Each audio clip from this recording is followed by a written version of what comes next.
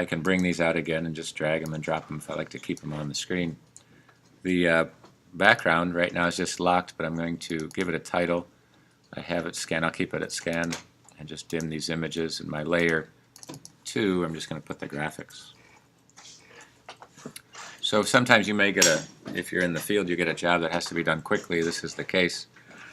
So you have to analyze it quickly. So I'm just going to put some rulers down and try to locate the center of the clock visually just on top. If it was a sketch that the artist had done ahead of time, that would be an option to place it in there.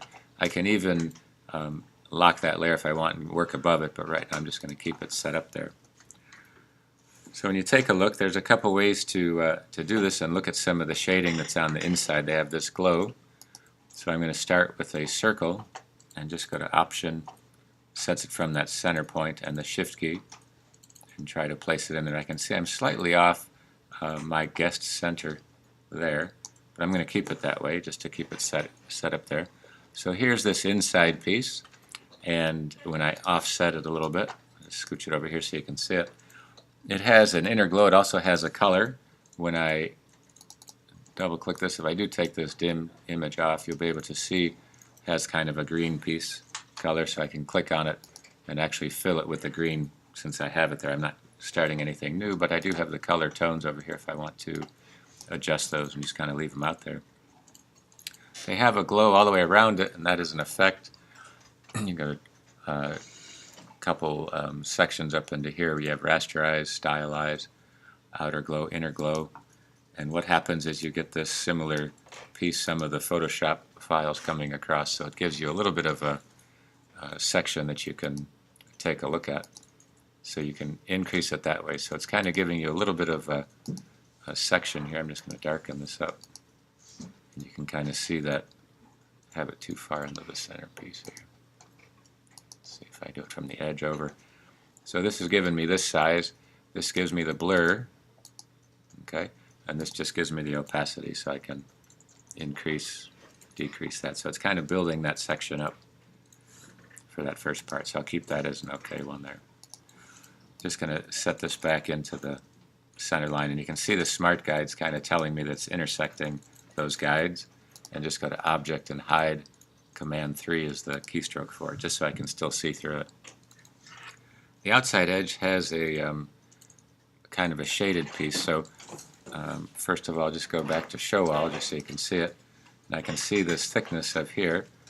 So this has a fill of none. I'm just going to click on it, grab it as black, take the stroke palette, show more options on the submenus, set that here, and just make it a little bit thicker. And you can see it's growing. You can see the center line of the piece right here. And I have the options to put it on the aligning to the stroke inside or outside, so I'll just click on the outside to it so it's kind of built up from there, and I can increase or decrease it to try to match that. Okay, so then now I can go to hide that selection real quickly. The next one is the outer circle, so I'm just going to Option and Shift, and I'm just kind of looking for the center again. Let's see if I can't locate it there. And take the fill and turn that piece off. I'm going to take the bottom layer and just dim it down so I don't see it too strongly. And I can even go to Object and Show All, so now I have this piece coming back. So I can see I can adjust this section. I'm just going to give it the outer circle a little bit brighter of a color just so I can see it against this part, so I can keep hitting the fill, but here's the stroke. And you'll notice that it's on the outside, so I'm going to go ahead and put it back on the inside of this part so you can kind of see this, and as I increase it, it's overlapping, it's in front of this part. But I want to kind of make it have the illustration shaded on the side, so when I take a look at the gradients, here's the gradient. When I take a look at the stroke right next to it, it has this listing on the section of how this is going to add to that piece. So when I go into the swatches, I can come under the gradients, and I'm just going to rotate all the way across to metals, and these metals pop up, and I'm just going to pick one that has some steel look to it. And you can see how the gray just shades right across this part, okay? But I want it to actually wrap onto that section. So under the gradient file, here's the gradient that has all the tones to it, and then it has apply it within the stroke, along, or across the stroke. So when I click on across, it's shaded across this way, so it kind of gives it a metallic look to it. Okay, so if I hide this layer and bring this one back again, just so I can undim this to take a look, kind of has a dark edge to it.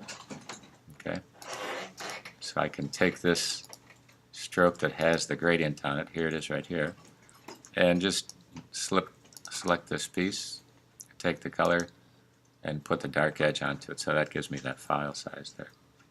Okay, so it's kind of a quick way to build that section up. So here's the overall piece that has two circles, one that's on the inside, one on the outside. Okay, the other option is to clip this off so it just has a shape instead of the inner glow. Look like it's a cast shadow. So this circle, just moving it so you can see it and putting it back, just go to Edit Copy, which is on the pasteboard. Go to Edit Paste in Place. So now it puts a copy right on top of this. So I'm just moving it again so you can see there's a copy on top. And just Option and duplicate one and just offset it a little bit. Shift key to select both of these. So now I have two overlapping circles, moving it over, just Command Z to put it exactly back where it was. And then under the window in the Pathfinder, take a look at the options and just subtract it.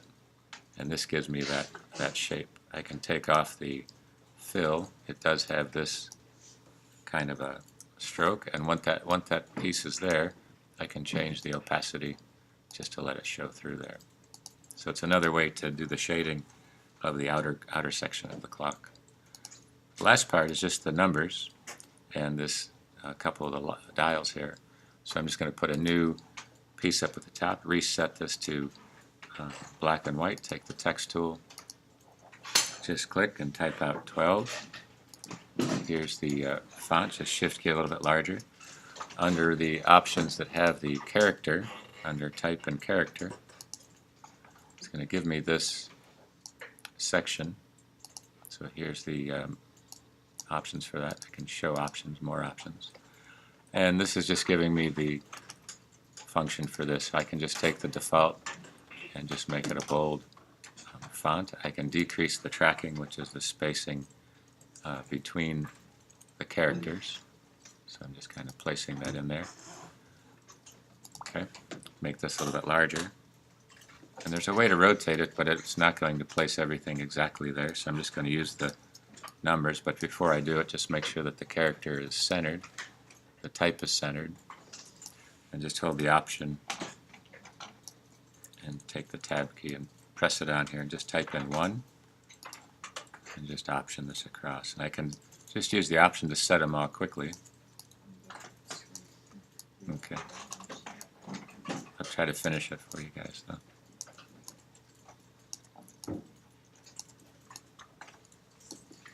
In this case, I'm just going to go ahead and put the 10 in there so I have the right spacing.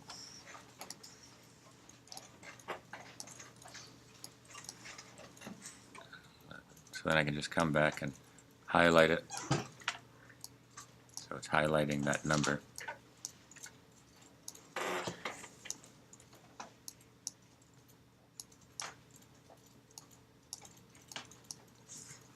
And that gives me that section. And then these last two items, here's just done with the circle, so when I click on that one, you can see that pretty easily. Here's the graphics. I'm just going to adjust this to fit. So I have the graphic, but I'm just slightly off center on this part. And to make this part that has the actual clock, I'll keep it on the top layer here. Just take the pen tool, reset the foreground to background, and just kind of make half of it. I think you disconnected from our computers. I understand. I'm just going to finish it so I can have it to show you. So that gives half of the screen. Take the reflect tool, just go Option and click, and you'll see that you'll have, I'll set it off to the side. There's the reflect right on the piece. Option sets that center there. And then now I have this piece that I can copy and with Unite for that part of the section. Then I can go back where I have this particular piece and line it right up onto the center there. And you can see it's going over a couple sections. So in order to adjust it to 1 and 2, take the rotation tool and click and hold down. And you can see that you can click and hold that piece down. And I'll let you. So 360 divided by 12. That's going to be a copy on it. And that should rotate it around. Let's see if it'll do it for us. Here's the rotation tool. Option click. And just put a minus 30 in there. Copy it and just duplicate it. So now you have 3 of these going around. And when you take a look at the piece, you can kind of see they lighten up the color of that. So when you select this and take a look at the coloring options that you have up here, see if I can show that to you.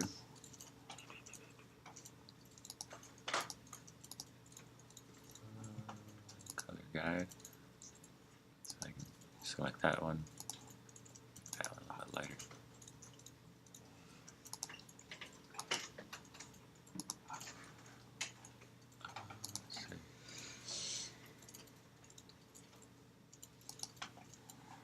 And then arranging these, when you say object arrange, send to back or bring to front, you can see you have the keystroke for this one. And this will bring them to the front. That brings that up. This little section that has the gradient here, you can easily place that in there with the pen tool. Just connect it here, curve it with this one, and close it right back up, and you can see that you have this pretty heavy section. Just turn off the middle section there, and then just, let's see if it'll let me grab this part. So here's giving it a color, and you can change the opacity to that one as well. So here it is as a gray. And then the last part is this arrow section. So when you take a look at this arrow, just kind of a circle cut off. Okay, so dim this one down. Take the circle, reset the colors, take off the fill, and just option to set it to the center and go all the way out to the piece. So there's the line. And now you're going to cut it with scissors, which are located in the eraser tool. And just click on it. Take the selection tool, click off of everything, and then click on the part that you don't want. Just click on delete. Here's the stroke. Make it a little bit thicker. And you'll see there's arrowheads that are listed in here that come across this part. So depending on which one you have highlighted, it'll be your section to it. And you can minimize or increase the size of the arrowhead as well.